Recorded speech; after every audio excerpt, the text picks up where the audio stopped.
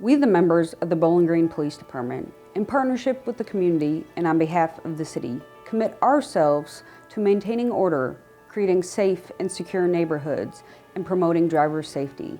In doing so, we shall adhere to the following principles: service, integrity, and respect.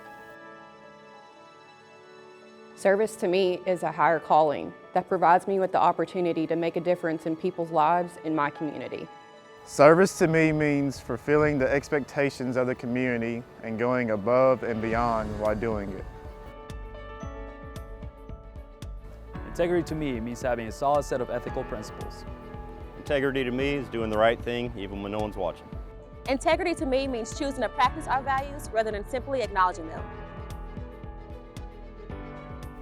Respect to me means understanding the principles and values of other cultures.